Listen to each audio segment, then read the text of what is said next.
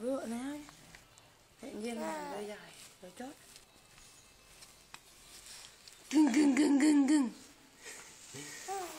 gừng gừng gừng gừng gừng thôi nhìn ngược đây em ơi em này em ơi đây mà